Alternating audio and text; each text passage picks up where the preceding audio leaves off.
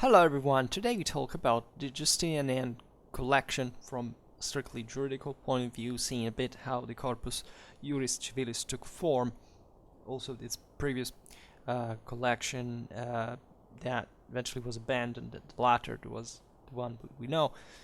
We will talk about also the connections with the Theodosian Code and previous works of Roman juridical science.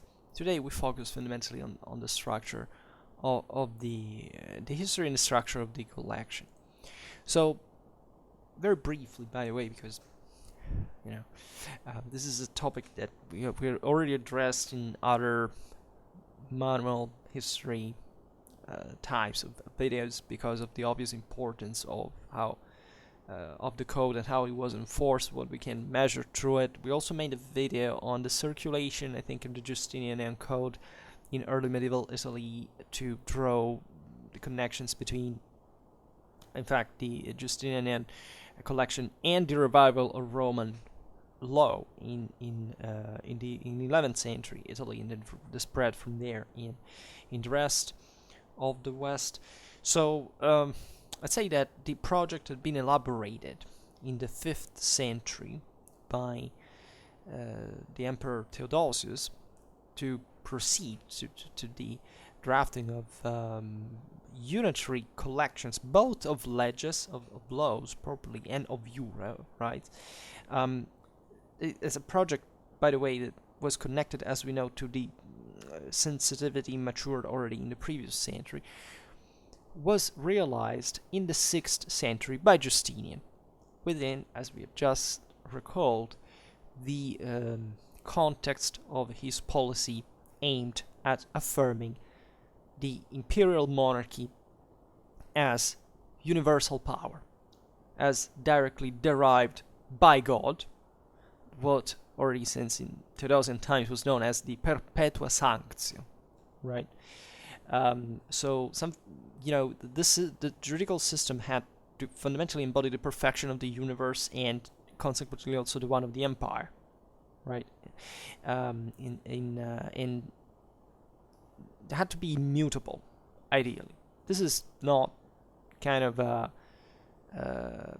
utopia in the sense that at the time the world was properly perceived as fundamentally not changing that much, and that therefore these emperors were literally modeled the world in their own shape, fundamentally as God with creation. So it was a very powerful ecumenic ambition that fits, in fact, the broader project of reconquest of Justinian and all this.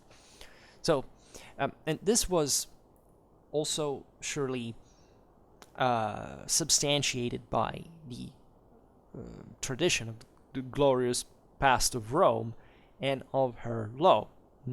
So, in February 528, Justinian appointed a commission, of which the jurist Tribonianus was part of, and it entrusted them with the task to compile a collection of leges that had to essentially complete and or update the codes, the Gregorian, the Hermogenean, and the Theodosian codes that were effectively the previous collections existing, and that shall have constituted the, let's say, a clear and safe text of imperial legislation, of which the judges could avail themselves with great advantage for the certainty of law. Right, in many ways, and we've explained this many times. We're not talk about Roman Empire. We don't talk about 19th century nation state. The empire was meant to be ecumenical, but the differences within its parts were enormous. They were fundamentally based. The same Roman law was based on the custom of the Romans, and eventually there were other customs, other laws, etc. So it was all, and this is reflected at many levels. When we studied the Byzantine army at the time, you see, it was a potpourri, if you want, of sums of pre-existing units as old as the early empire, late republic, then new units, then foreigners, then different, a melange, right? So this broader effort to put things together under Justinian's times had to provide with a firm, straight, clear, precise text that said, okay, this is the law and this is more or less what we should abide. And so the collection had to reunite not only the leges generales, as the Theodosian Code had done, but also the rescripta, that basically were the imperial responses to, controversial questions, and where, in the case in which the latter had been judged useful by the commission, which the work had been entrusted, and in fact the commission itself was authorized to intervene with cuts, additions, and corrections within the original texts. So the work was completed actually in a short time. It was promulgated in April 529 with the title of Codex Justinianus, but it was, quite soon considered inadequate already at the time, so much that, even a few years afterwards, the same Justinian went on with the institution of a commission for the drafting of a new code, which is eventually the one that, in fact, the text of this first codex, where we're talking about before, has not reached us. We just have basically the index of the titles 1116 of the first book, from which we can deduce that the first codex had to be divided in a significant way compared to the latter, the one that eventually we know most famously. So in December 530, eventually, Justinian promulgated the constitution Deo Auctore, with which he appointed a commission, presided again by Tribonianus, for the drafting of a collection of jura, of rights. So in the aforementioned constitution, the emperor declared that the task was of such enormous difficulty that it could be fulfilled only through the help of God. That help that constituted the foundation of the same imperial majesty. Right, so this naturally stressed the derivation of that legal order from the divine one itself. So the commissaries here were entrusted with the task to take in examination the works of the single,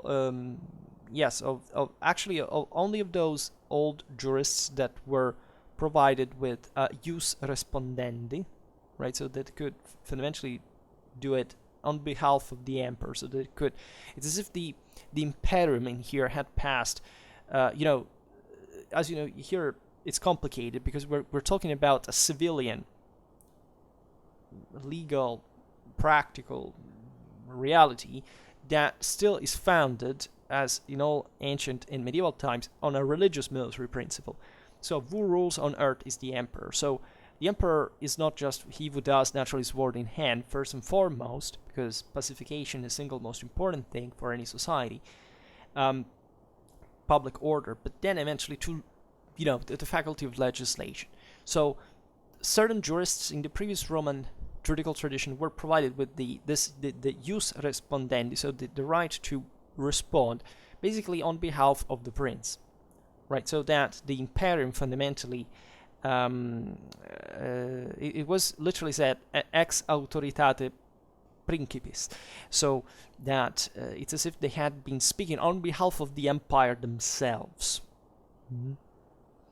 So, and only some of them had this. So this tells you, I honestly don't know what's all the proper legal nuisances of this, but because I've never studied Roman law by myself, but it's important that it was still recognized that right to speak on behalf of the emperor was still a discriminant within the work of the jurists of previous times, authorities, right?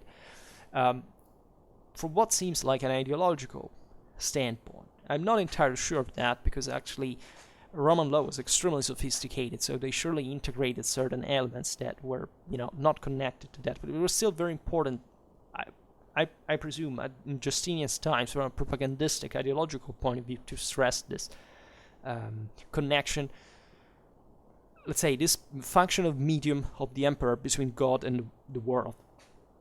Consider that here we're talking about the Roman Empire, so Justinian rules, in front of the Romans and the world and the church. He rules the entire globe. So this is no child's play. This has to be stressed, in fact, as a perpetua sanctio, to say, okay, this is pure perfection. That the world must be ruled in the name of God, imperial power conferred by him, and of these laws that should reflect that power.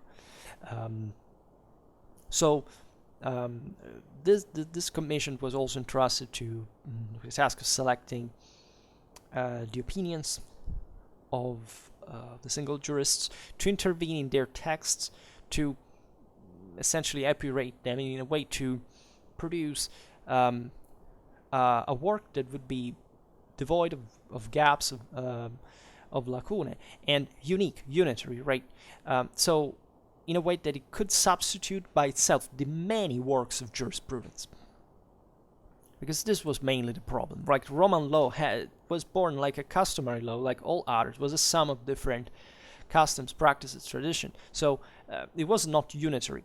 This, instead, period in history sees the crystallization in many ways of what we think even stereotypically as the idea that the Byzantine Empire kind of at some point sclerotized itself, right? The idea that the society was ultra controlled, there was an autocracy that governed everything differently from the West, etc. Well, it's a bit true, and it does pass through this, but it was a necessity also to keep such a big empire together, right? So we see it even, sadly, in today's times. Many authoritarian regimes they suck, they're bad, and so on, but sometimes, they couldn't really have many other means to keep under their control the countries they have, because either they're too big, too different, they need kind of a pretty unit. And this happens also in the process, more democratic processes, right? Think about during the French Revolution, the tradition of civil law compared to the common law one.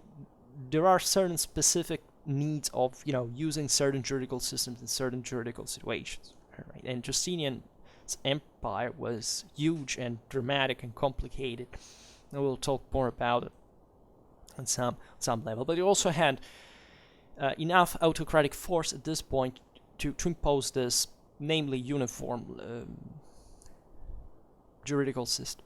So the Constitution finally clarified that the past juridical signs continued to be fully enforced at the time itself, for the time being, because it had to be, as we were saying before, considered as formulated by the same imperial power, right? And therefore the imperial potestas specifically, and therefore as as participating to the universal eternity of monarchic majesty. So the works of the commission were concluded after 3 years this time, so a little longer work even just before.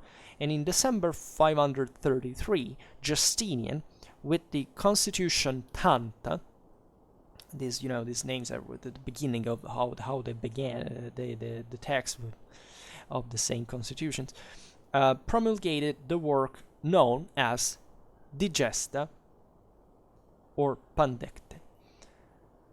That would be very famous to anybody who was acquainted to Roman law, the Middle Ages, and so on. So the work consisted in 50 books. Now consider that this in medieval times, when Roman law was revived, jurists, in order to become such, learned all this by heart. Right? This is what people 1,000 years ago did, and we suck in comparison at it. So 50 books divided in titles, including the fragments of the works of jurists that were in turn articulated when they were, particularly extended into paragraphs. And in today's editions, books, titles, fragments, and paragraphs are numerated, so that the modern quote of a passage, I don't know, the Digestum, for example, the Digest, contemplates a first number for indicating the book, a second for the title, a third for the fragment, and eventually a fourth for the paragraph.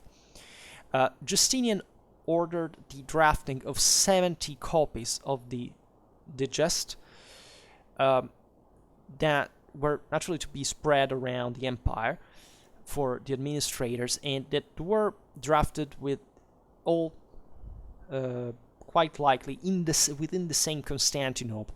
So a very centralized process, right, to spread eventually to the periphery. So the Digest is the renowned work of greatest importance for juridical history. It's the work that expresses the capacity of doctrinary interpretation to confer order to the multiplicity of the praxis by inserting it in theoretical and rational categories of, let's say, small, medium size, or in the highest ones, let's say, of the contracts, allowing a uniform, homogeneous reading of the most concrete cases and providing them a coherent discipline. So within such categories, doctrine spotted eventually the many conditions in which the subjects that were part of the juridical relation could come to find themselves in. And of such subjective situations, it offered juridical solutions to which the judges that themselves turned to the jurists provided with ius respondendi, so those who could properly speak on behalf of the emperor, could base themselves for solving disputes subjected to their examination. So you understand this is particularly important because these jurists basically were more important than the judges themselves in the practice. Naturally, they worked more or less all in the same situation, but it's obvious that a specific authority that was appointed as such by the emperor, because he was the only one who could entrust such a right, heavily influenced the juridical practice. So it's still an autocratic regime. So the Digest, thus, but still, this doesn't erase this was literally the greatest juridical work ever written. I mean, in terms of sheer sophistication and complexity, right? It was the greatest work ever written, and in virtue of its extraordinary addition to concrete reality of life, so it had a concrete power. It wasn't like in other it constituted a sort of net which you could capture and frame every moment of the practice, the living reality of society. In other empires, in other cultures, you have similar works, but at the same time, they're often, like, through them you can measure a bit the grip of power on society, and some of them were just no better than political shutouts, right? Thinking about the shock of the Maurya Empire, just has nothing to do with this. Different times, very different times, very different ages, but in the sense, you see there that one thing is having the actual power to enforce law. One is wishful thinking, right? To say, okay, let's orientate, and it's based on the actual power of power, right? And in the Roman Empire, this point was pretty high. Also because society actually required this. Still, Justinian's time, late antiquity worked in the essentials. There was trade, there were transactions. People needed an order, needed an authority, needed a code that said, okay, how do we make this contract? What is legal? What is, and therefore this provided literally the empire with a greater control from the side of central power proper, because it could be the point of reference for all the subjects that were actively involved in this. So in the same year 533, in the month of November, the emperor published also another work that were the Institutiones Sive Element, of which he had already predicted the drafting in the Constitution Deo Auctore, and that had been composed by a commission formed by the jurists Tribonianus, Theophilus, and Dorotheus. The work had a clear didactic objective. It was addressed, as it was, to the youth that was starting essentially a juridical career, studying of law. The time were great important centers of juridical studies. The most important being Tyrus, had the largest school of the juridical school of the empire. So the Institutiones were articulated in 4 books. The first dedicated to people, the second to the real rights and the testament, the third to the entitled succession and the obligations by licit act, the fourth by illicit act, to the actions and to penal judgments. The books are divided in titles, and these in turn into paragraphs, and today's moderns quotes. The first number is for the book, the second is for the title, the third for the paragraph. The Institutiones are markedly distinguished from the Digestum and from the Codex, not only for the didactic intent that characterized them, but also because they constituted a meaningful expression of a minority current of Roman jurisprudence. Because while the wide majority of the Roman jurists turned their attention to the multiplicity of the cases of the practice, and they committed themselves to frame them into theoretical categories of modest abstraction, that followed usually the dichotomy genus species. A minority current tried to draw instead a unitary and systematic theoretical frame of law, right? This is crucial, right? This is why this work is such a huge step forward, because it articulated the norms according to great partitions such as personae, res, actiones, right? And the Institutiones of Gaius were the most fulgent example of such setting, and the Justinian compilators took him as a model. So they picked the very best, the most sophisticated, more unitary, more complex theory of Roman jurisprudence, even if it was minority. It had been minority. So a big step forward. In November 534, eventually Justinian, with the Constitution Cordi, published a second collection of leges that substituted the first codex, and that it had the title of Codex Repetite Prelectionis.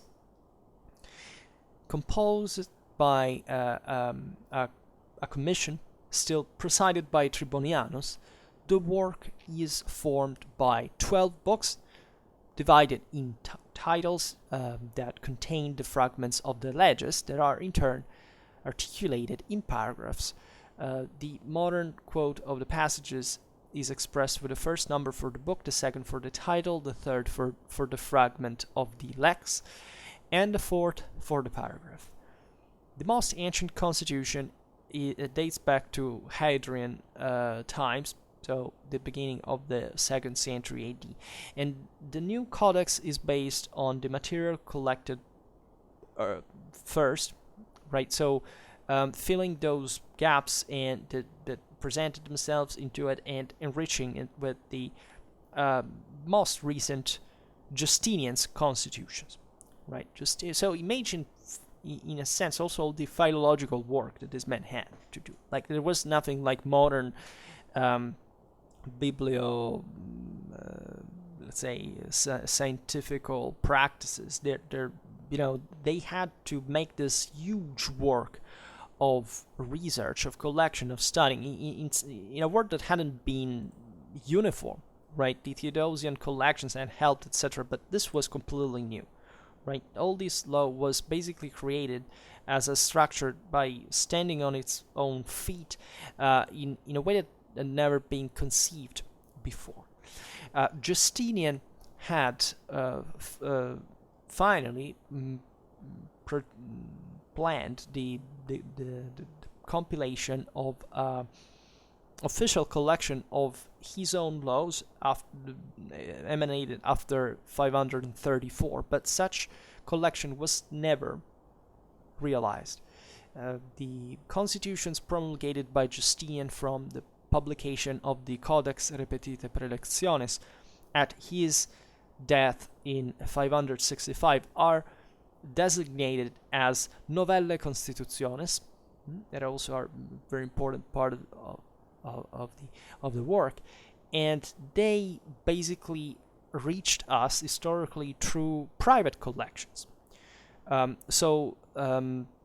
There is, for example, the Collectio Centesima Quadraginta Octava Novellarum, also known as Collectio Greca or Marciana. This preserved in a 13th century code at the Martian Library of Venice, the Martian manuscript 179, and by the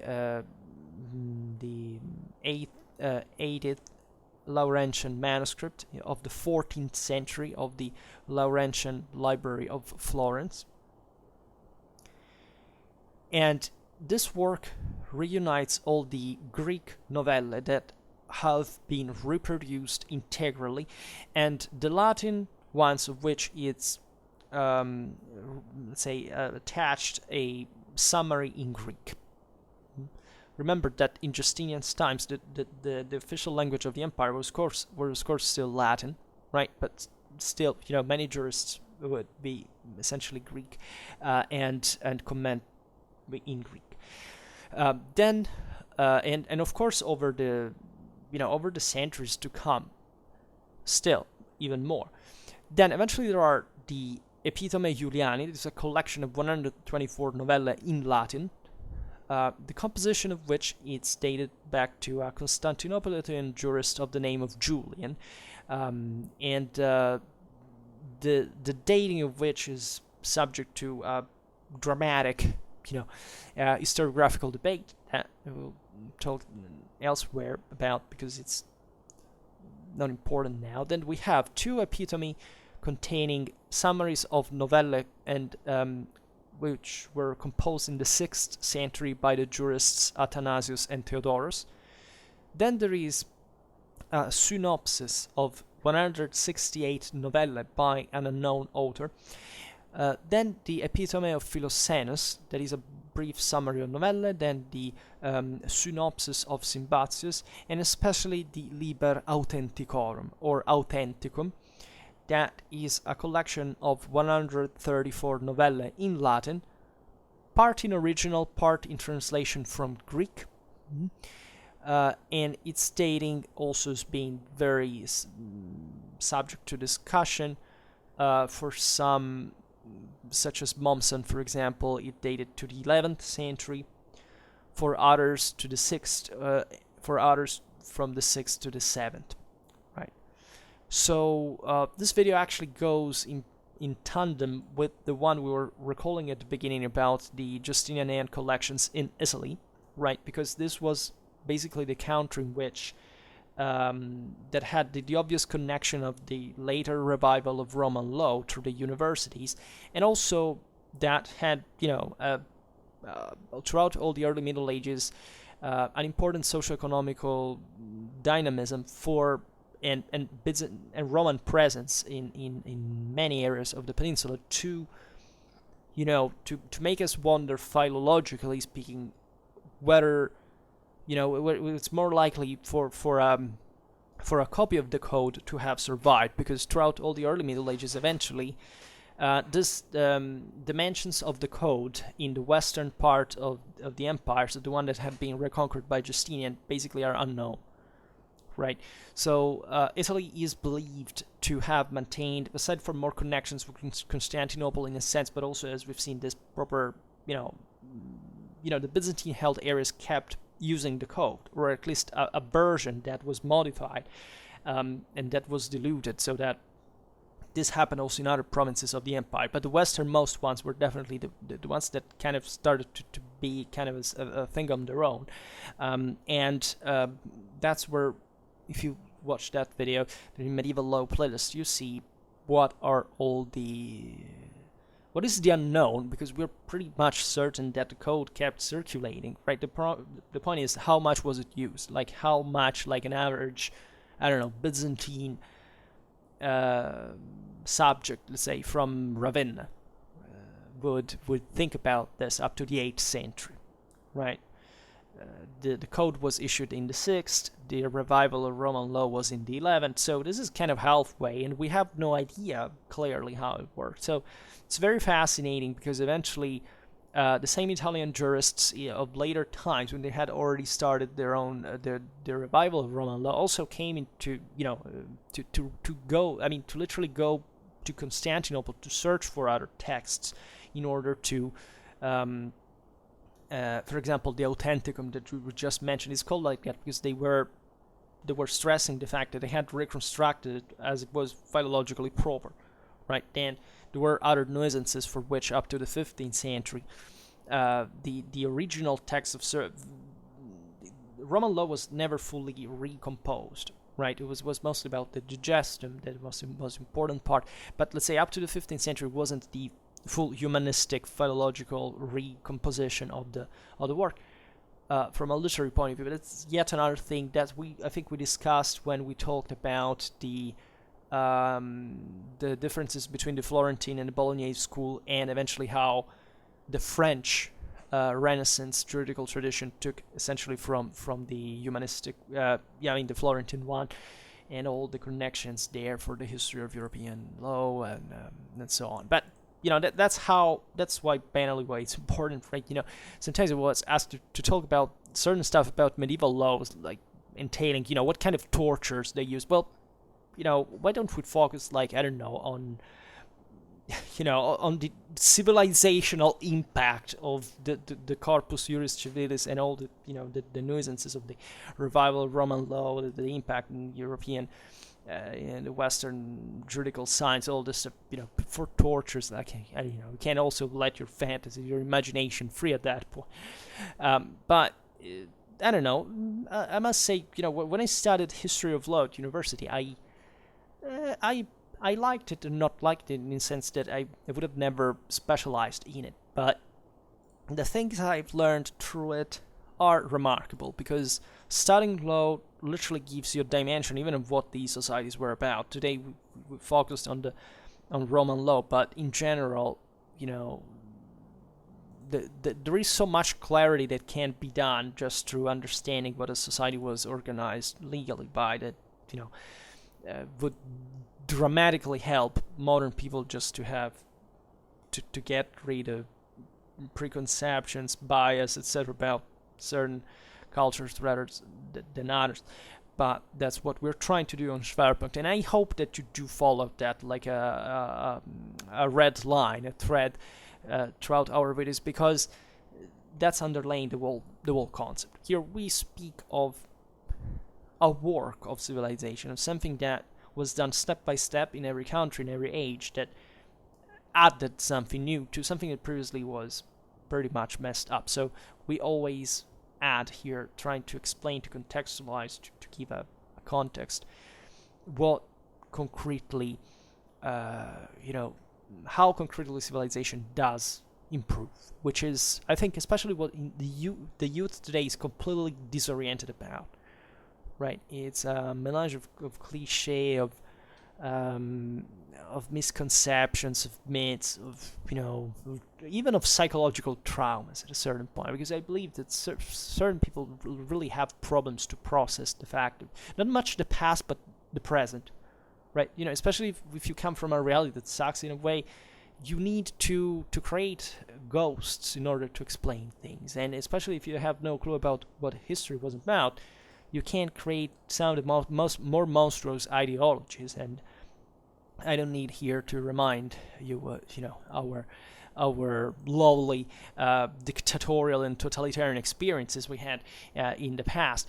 But seriously, most people have literally zero idea that such things are even connected one with each other. So studying these things is important, exactly to live in a world where people are able to make sense of it and not to essentially be hostage of their own delusions. And believe me, you can do it even through studying things like medieval law that most of you will say, oh my god, it's so boring. Well, it's quite not. Like all history, when you actually get to know it a bit more in detail, and it's always fascinating. But this is just my usual rant we can't skip. So for today, it's all. I just hope that you enjoyed this video. If you did, please share it. Otherwise, leave a like or subscribe to my channel if you're interested in my upcoming content. And for now, I thank you heartily for listening to me. I wish you a nice time and see you next time. Bye.